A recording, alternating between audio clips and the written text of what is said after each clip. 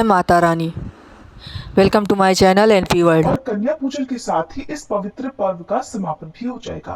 बिना कन्या पूजन के नवरात्रि की पूजा, आराधना या उपवास अधूरे होते हैं।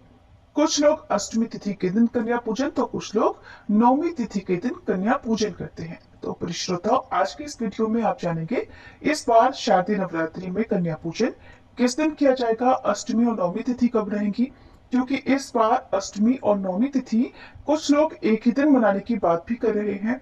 जो लोग एक ही दिन मनाने की बात कर रहे हैं उनके लिए इस दिन का मुहूर्त क्या रहेगा, और जो लोग अलग अलग अष्टमी और नवमी तिथि मनाएंगे तो उनके लिए कन्या पूजन का मुहूर्त क्या रहेगा। ये सारी बातों के साथ साथ आप जानेंगे कन्या पूजन के मंत्र के बारे में भी। जब आप कन्याओं को तिलक लगाएं या उनका पूजन करें, उस समय खास मंत्रों का जाप करने से अगर कन्या पूजन में कोई भी कमी रह जाती हो तो वो कमी पूरी हो जाती है और माँ भगवती प्रसन्न हो जाती हैं। आज की इस वीडियो को देखने से पहले आप सभी से अनुरोध है, अगर जानकारी अच्छी लगे तो वीडियो को लाइक करके चैनल को सब्सक्राइब नहीं किया हो तो जरूर कर लीजिएगा। इस बार अष्टमी तिथि 10 अक्टूबर गुरुवार को है, नवमी तिथि 11 अक्टूबर शुक्रवार को और दशमी तिथि 12 अक्टूबर शनिवार को रहेगी। अष्टमी तिथि प्रारंभ होगी 10 अक्टूबर गुरुवार को दोपहर 12:33 से और समाप्त होगी 11 अक्टूबर शुक्रवार को दोपहर 12:07 पर। वैसे तो इस बार नवरात्रि की पूजा के पूरे पूरे 9 दिन मिले हैं, लेकिन कुछ कैलेंडर के अनुसार या कुछ ज्योतिषियों के अनुसार इस बार अष्टमी नवमी तिथि एक ही दिन मनाए जाने की बात भी की जा रही है।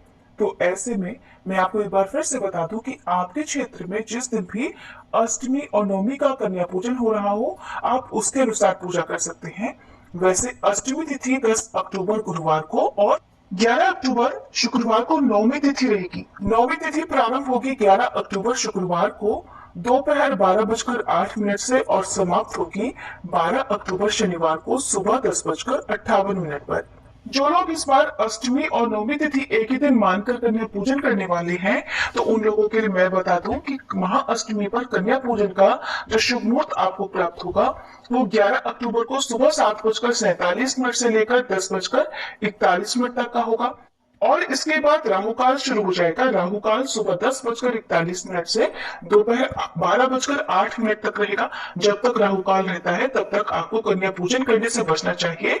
और इसके बाद जो दूसरा मुहूर्त होगा वो दोपहर 12:08 से 1:35 का होगा। जो लोग 10 अक्टूबर गुरुवार के दिन अष्टमी तिथि मान रहे हैं, जिनके यहाँ पर अष्टमी तिथि के दिन कन्या पूजन होता हो, वो इस दिन सुबह 6:25 से दोपहर 12:35 के बीच में कन्या पूजन कर सकते हैं। और जिनके यहाँ पर नवमी तिथि के दिन कन्या पूजन किया जाता हो, वे लोग 11 अक्टूबर शुक्रवार को सुबह 6:26 से दोपहर 12 बजे तक कन्या पूजन कर सकते हैं। अगर आपको थोड़ा देर हो जाए तो लगभग 1 बजे के आसपास तक भी आप कन्या पूजन कर सकते हैं। ध्यान रखिएगा कि दोपहर में बहुत ज्यादा देर के बाद से कन्या पूजन करना ज्यादा शुभ नहीं माना जाता है। और कन्या पूजन करते समय ओम श्री दुम दुर्गाय नमः या ओम श्री कुमारी नमः और या फिर ओम देवी सर्वभूतेषु कन्या रूपेण संस्थिता नमस्तस्यै नमस्तस्यै नमस्तस्यै नमो नमः, इन 3 मंत्रों में से किसी भी एक मंत्र का जाप करना चाहिए। कन्या पूजन हमेशा सुबह सूर्योदय के बाद से लेकर दोपहर 12 बजे से पहले पहले तक कर लेना चाहिए। और जो कन्याओं की उम्र है वो 2 से 7 वर्ष के बीच में होनी चाहिए। कन्याओं की संख्या 1, 3, 5, 7, 9 या 11 होनी चाहिए। इससे अधिक आप 21 कन्याओं का पूजन भी कर सकते हैं, लेकिन इन कन्याओं के साथ साथ एक बटुक भैरव की पूजा भी जरूर करनी चाहिए। बटुक भैरव को लांगुरिया के रूप में भी पूजा जाता है। आपके यहाँ पर जिस दिन भी कन्या पूजन किया जाता हो, उस दिन आप सुबह को विधि विधान से पहले अपने घर में माँ भगवती के सभी रूपों की पूजा करें। अगर आपके घर में अष्टमी के दिन कन्या पूजन किया जाता हो तो आपको उस दिन अपने घर पर एक छोटा सा हवन खुद भी कर लेना चाहिए। अगर आप पुजारी जी को बुलाकर हवन करना चाह रहे हो तो बहुत अच्छी बात है। कन्याओं को भोग लगाने से पहले आपके घर में सुबह की पूजा पूरी हो जानी चाहिए। श्री दुर्गा सप्तशती के सभी अध्याय पूरे हो जाने चाहिए और आपको जो भी हवन है वो भी कन्या पूजन से पहले कर लेना चाहिए। इस दिन भोग में माता रानी के लिए खीर, पूरी, हलवा के अलावा शुद्ध सात्विक भोजन भी आपको बनाना चाहिए। कन्याओं को भोग लगाने के लिए जो भी आप भोजन बनाएं उसमें बहुत ज्यादा मिर्च, मसालों का, तेल का प्रयोग नहीं होना चाहिए और छोटी कन्याओं के या लांगुर के अनुसार ही उनका भोजन भी तैयार किया जाना चाहिए। ध्यान रखें कि आप कन्याओं के भोजन से एक दिन पहले उन्हें आमंत्रित भी कर सकते हैं। कन्याओं को और बटुक भैरव को बहुत ही सम्मान के साथ घर के अंदर लाकर उन पर पुष्पों की वर्षा करते हुए सबसे पहले उनके मुंह हाथ धुलाकर, उनके चरण धुलाकर, फिर जो भी कन्याएं हैं उनके पैरों में आलता लगाकर, हाथ में आलता लगाकर, उनके माथे या गलावे पर लाल चुनरी बांधी जाती है। फिर बटुक भैरव की भी इसी प्रकार पूजा की जाती है और सभी कन्याओं के सिर पर या बटुक भैरव के सिर पर एक रुमाल या चुनरी रखकर उन सभी को तिलक लगाना चाहिए। सबसे पहले छोटी कन्या का पूजन आपको पहले करना चाहिए और सबसे अंत में बटुक भैरव का। अब आपने माता रानी को जो भी भोग लगाया है, सबसे पहले मीठे का जो भोग आपने माता रानी को अर्पित किया है उसी को प्रसाद रूप में सभी कन्याओं के साथ बटुक भैरव को देना चाहिए। प्रसाद ग्रहण करने के बाद ही उन्हें जो भी नमक से बना हुआ व्यंजन है, जो भी भोजन है, वो उन्हें खाने को देना चाहिए। भोजन और जल ग्रहण करवाने के बाद में अब सभी के हाथ मुंह धुलवाने चाहिए। फिर सबसे अंत में उन्हें जो भी भेंट स्वरूप आप दक्षिणा, उपहार उन्हें देना चाहते हो वो उन सभी को देना चाहिए। ध्यान रखें, कन्याओं के भोग लगाने के बाद उस जगह पर तुरंत ही झाड़ू पोछा कभी नहीं करना चाहिए। कन्याओं को बटुक भैरव को विदा करने से पहले आप अपने हाथ में कुछ अक्षत रखें, सभी को एक गोल घेरे में खड़ा करें और परिवार के सभी सदस्यों को बड़े सम्मान के साथ उन सबको विदा करना चाहिए। विदा करने से पहले माता रानी का जयकारा बोलकर और अक्षत उन सभी कन्याओं और बटुक भैरव पर छिड़ककर उन्हें दरवाजे के बाहर तक सम्मान सहित विदा करना चाहिए और सभी के पांव छूकर उनका आशीर्वाद लेकर ही उन्हें विदा करना चाहिए। सभी से प्रार्थना करनी चाहिए कि अगली नवरात्रि में वे फिर से आपके घर पर इसी तरह सादर आमंत्रित होकर आप सभी को अपना आशीर्वाद प्रदान करें, क्योंकि कन्याओं के रूप में माँ दुर्गा ही हमारे घर पर पधारती हैं। इसलिए कन्याओं को जितना भी हो सके उतना सम्मान आज के दिन जरूर करना चाहिए।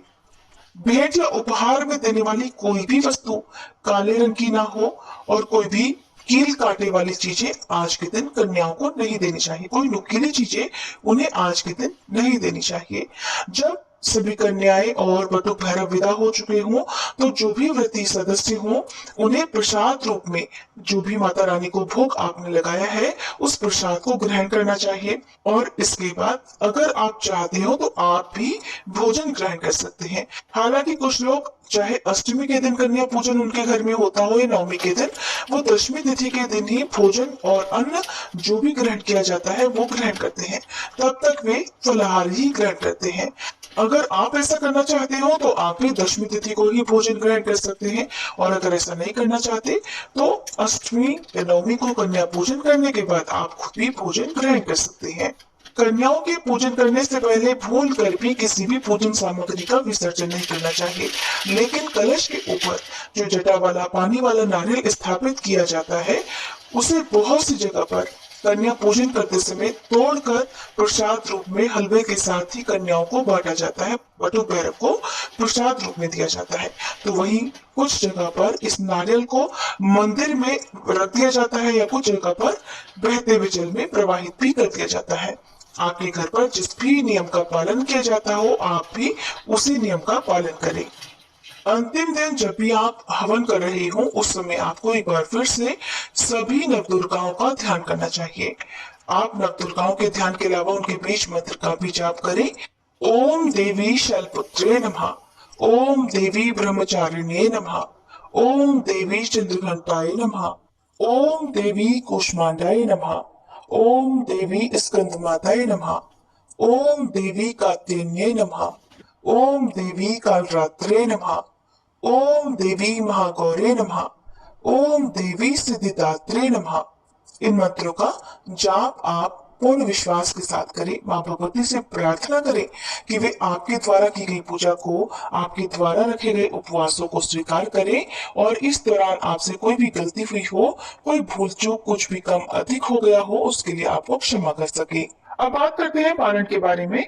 तो जो लोग नवरात्रि के पूरे उपवास रखते हैं और जिनके यहाँ अष्टमी के दिन कन्या पूजन किया जाता है, वो लोग अष्टमी तिथि को कन्या पूजन करने के बाद पूरे दिन में केवल एक बार उसी प्रसाद को ग्रहण करके व्रत का पालन कर लेते हैं।